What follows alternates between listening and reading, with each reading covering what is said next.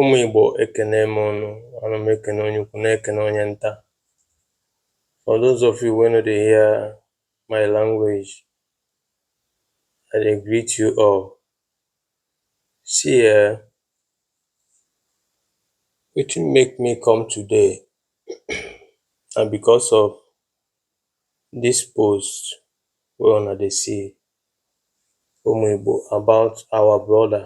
I go dey mix English and Igbo in this video. About this our brother wey be Igwe Credo and Ojazzy.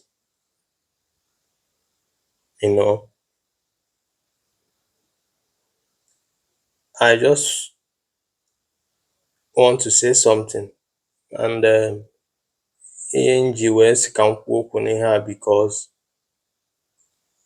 ọ pụtago n'elu akwụkwọ. Anything that comes out on social media, it means that thing need public opinion. So I'm here to say my own opinion and that is how I feel about this whole issue, Maka ụwa nwe ka ụwa dị. This life get as e be. Nwanne m Igwe Credo,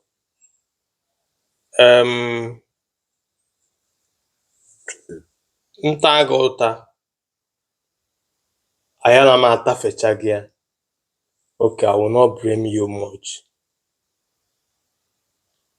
because all because of etuba isi wee dị. Because ọ bụ na ọ bụla etuba isi wee dị, ọ suppose na ị na-emake move na ị ga-enwecha advisor, as in na o nwere ndị like etu all this influencers nọ, ma ndị na-eti egwu ma ndị na-ama mbem, mechara ebe ọ ga-abụ oluo etinye okwu ọnụ before e proceed anything a na-eme eme. Ịghọtago? But ihe mama nji wee bere mụchaghị much because of ịma na o nwere ka anyị si nọ na be anyị.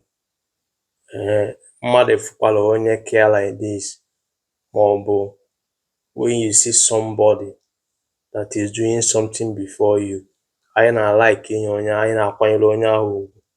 Ọ dagoro nke ife ya efe sef, or our mentality and our way of life.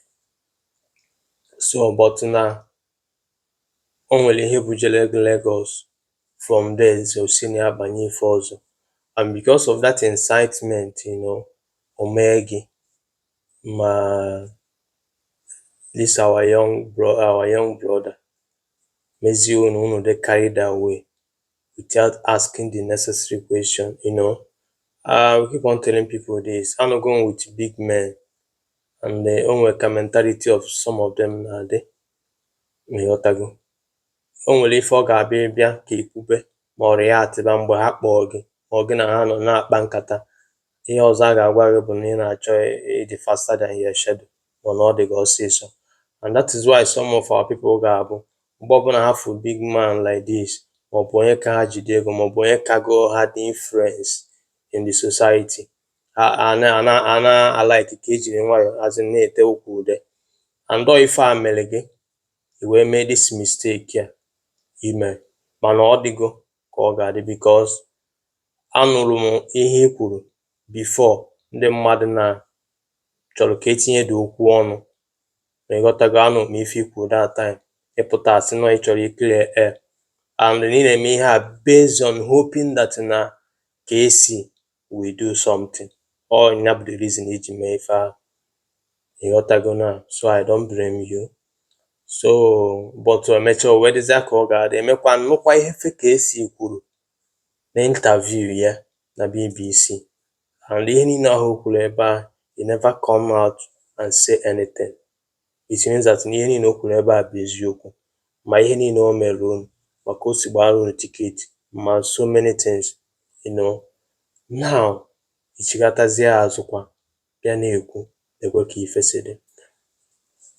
Ife anụka onye a na-eti ihe, onye eji n'ana, ndị mmadụ fụ ebe eji ya n'ana gbara ọsọ enyemaka na-abịa, onye eji n'ana sịzapịa na ebe ọnọdụ ya mma, ndị mmadụ gbasara. Afta ka a gbasara, otibekwazie mkpu na a na-egbukwu ya egbu na ọ na-efu efu. Ọ ka ihe a kịta ime dị. ịghọtago, mana uche onye adịghị njọ onye na uche ya, ịghọtago na all because of etu bias wee dị kpatara o ji wee dị etu ha, because for normal this guy need settle unu a normal ma ọ bụ na ọ ka enebe ya anya etu ya si wee don suppose ime something, but amarọ m his own reason, na ịghọtago, amarọ m his own reason, amarọ m onye Kcee wa m afụbere ya before, but o nwere things ọ ga-abụ ihe na-eme like this ejiri ya na-amụta ihe, because ndị Igbo si n'ebe a na-adụ nwa ọgaranya ọdụ ka nwa ogbenye na-amụta ihe na-eme na society anyị. A lot of ndị agbagote na-use upcomers, and Lord, that is why ji agwa some of them say ha jiri aka kwụnye onwe gị n'ọkụ. Enwego social media, nwee platform, ịmalị nke ike eme na-ewepụta ya dị onye fụ ife ị nwere feel that na ọ ga-corroborate with you na akpa ya ka ọ bụrụ dey, mana n'ihe a niile ị na-ekwu kịta gị na Kcee enwere agreement according to ife nna niile ekwu, ịghọtago, ihe a bịara just a sudden, unu follow kwe like that, jee mee that nabazie hoping that na oga nwa egwu ga-reach out to you people. Unfortunately, o reach us out on the whole this problem, ịghọtago, because ọ bụ na asị ka ekwubi ekwu ka emebi etu esi eme ihe, ọ suppose that na after ka unu mechachara show ahụ jebe ebe ọzọ abata kọwalụ nnekwu ihe a bịara ebe a ime, ma ọ bụgoro na akọwalụ, but along the process ya ajụba ajụjụ ife anyị na-emekwana kedu ife nwere ike ime ma ọ bụ na ife agazie, uche na mmadụ na o nwere ike at that moment ịjụkwa data ụdị ajụjụ ahụ, a ga-asị gị data gị cool down na ọ dị gị ọsịsọ nọ ma ọ na a na-achọ itinye gị na line na-emes up, ịghọtago, ọ bụ because of etu our society si wee dị. Ama m ịghọta na ihe m ji ekwu ihe a bụ that na I know what I'm saying, ịghọtago, anọgo m with some people bụ na ha ji something, ịghọta na, and mgbe ọbụla ị nọrọ with them nọ with them feel better na onwebere ife fa gwara gị na ife edobere gị anya na achọkwula ịgwa gị kedu ife a na-eme, bido ịjụ ajụjụ asị gị na ọ dị gị ọsịsọ na ọ na-ịma nke urudan. O nwekwere ndị kurudan mechaa nweta something, nwekwe ndị kurudan mechaa ọ na-afa na edi ameni, ịghọtago na. So kedu ife m na-ekwu ebe a, ị na as much as na ife mee na-emego ife anya niile solve ekwuzi okwu kịta ka eke unu ga-esi wee solve this issue, because na ihe a dị ka mmadụ ịkpọcha aka tiela ọkụkọ akụ, ihe a nọ ka mmadụ ịgbacha mbọ ka enyi na-eri n'ude, ịghọtago na. Ụwa bụ onye na chi ya, that is one thing I believe in this life, and I believe na mmadụ ya emegide na o nwere onye bụ n'ọsọ nwe azụ, ihe abụghị ya hope, mmadụ asụpụzụrụ ịbụ ya hope, mana hope na-esikwa na ebe mmadụ nọrọ apụta. Amarọ m na ọ dị ọ bụla ị na-aghọta na-ekwu because ọ mmadụ ka eji aka, so mana unu ga-atry ma ka a ga-esi wee solve the problem. Ọ bụ na enwere written agreement, unu nọ na safer place, ịghọtago, mana ọ bụ na enwere written agreement on this whole issue, ịma that ihe anya na-ekwu okwu bụ compensation of ihe the guy bịa mee, ịghọtago, or just unu reach out to Kcee, then unu na ya na-aba ama ka ga-esi nye, then ọ bụzịkwa that unu reach out to him, ọ bụ na no way, unu find another solution, ịghọtago. So that is all I can say, ịghọtago na. Unu feel kwene bụ na unu ama mmenwe ihe dị na ya, onye ọbụla efesie another thing, chụbakwa ihe unu na-achụ, because na o nwere ka unu si bido, mana ihe a bụ ihe ọ ga-abịa echetara that is emeli a na-egbu onye mere ihe, because na mmadụ wepụtara ife na-ewu ewu but o nwere onye mazi onye dị ya, ma ọ dị ndụ ma ọ nwụrụ anwụ, ma alụ adị ya, ma ihe ahụ o mere o benefit kwere ya, nobody knows, ịghọtago na. O nwere ka ọ dị, and mwesikwa ka m welekwa ndị si aka wee ti, because this thing kịta mere kịta ka na-eme na ba ilu echi, ịghọtago. Ị bụrụ a young artist ị na-azụ na-adịba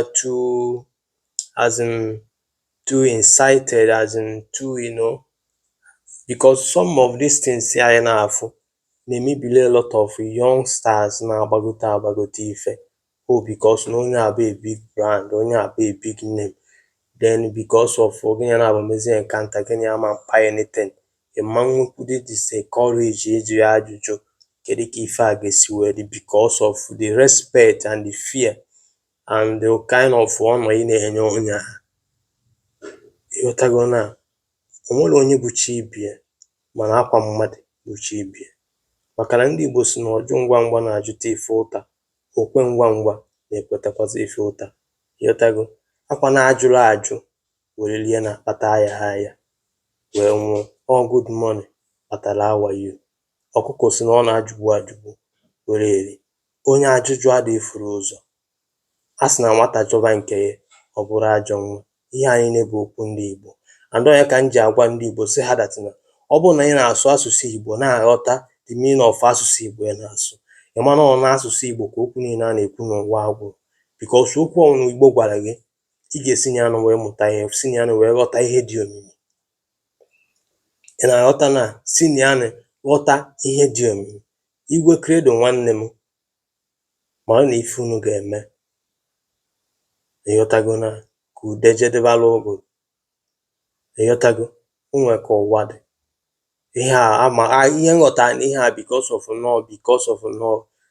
Kcee, a big brand. Ịghọtago na ọ dịrị easy to encounter him. Then na ihe a bụ opportunity for you to people to grow. So mezie unu guys. Mama m na mma akpị overjoy. Unu dịzịa carried away without ịjụ the necessary ajụjụ a supposed ịjụ ka enwee ike put things in place. Ị na-aghọta na mana ọ dịgo ka ọ ga-adị. Ọkpa ka eji achọ ihe dalara na mmiri.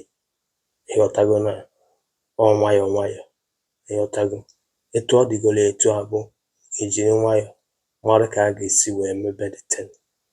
Ịghọtago, mana come rains come sun, Kcee supposed at least that Ojazzy ọ kpọọ ya tie ya aka n'obi. Ịghọta, and ihe a na-agakwaziri na ụmụnna anyị, ụmụnna anyị like ụmụ ndị ọya bụ mụ na ha na-ekwu na fon, ịbatago ọrụ ọsị m na ọ ka nọkwa n'ọfịs o. Ihe a ka na-eme ma ebe niile a na-arụgasị ọrụ na be anyị. Ife a na-agba gị na ị ga-afụ mmadụ ọ na-achọ ọrụ, agwa ya na ọ ya na-abịa by 6 na by 6. Mgbe o bidoro ịrụ ọrụ ahụ ịnazi by 6 abụrụ problem. Kedu ife na-ese na o nwee ike ọ na-atụ ụjọ maka emechụọ ya n'ọrụ ma o kwuo okwu. Mana obodo ndị oyibo ọ dịrọ etu ahụ. Asia ọ dịrọ like that.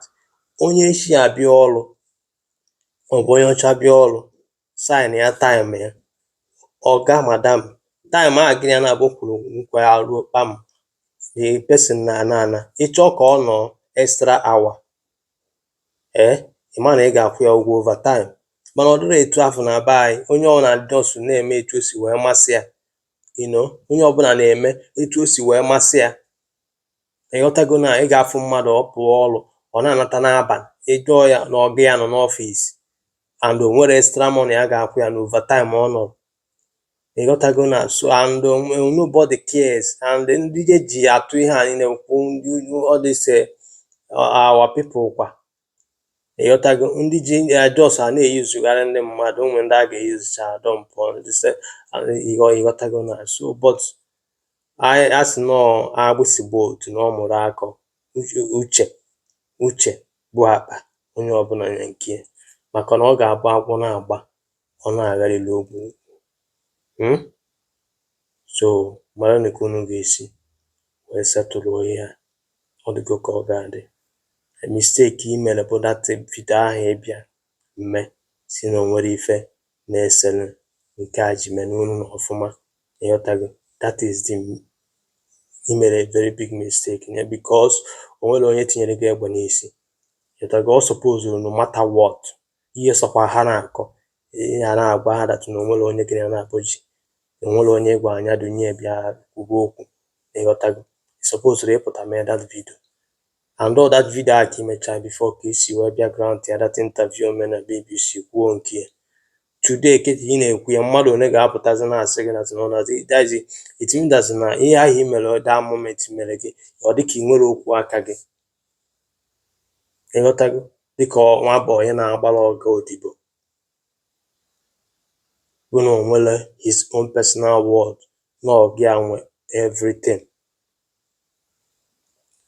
Udo dịrị unu ụmụ Igbo, ihe mma bụ ọkụ na-akpa nri anya ofi akọ na ya, ịghọtago. Onye ọbụla mụrụ anya, ọ bụrụ na ị mụrụ anya na be anyị ewere gị gwọọ ihe a na-akpọ abacha, akwa a yuzuchara mechaa gị tupu gị n'ụsọ. Life goes on, nobody give that is onwere onye chọrọ ịma, maka na ndị Igbo si na onye ada ewu na nke ya osisi weta mbazụ ji. Mana mara amara that na o ji ihe nwata welie aka elu, akala obi ọ ga-ewetu ya. Ihe nọ na ya bụ egbe bere ugo bere nkịsị ibi ebe na asị m nkwukwa ya. Ọ ihe nọ na ya. Udo dịrị unu.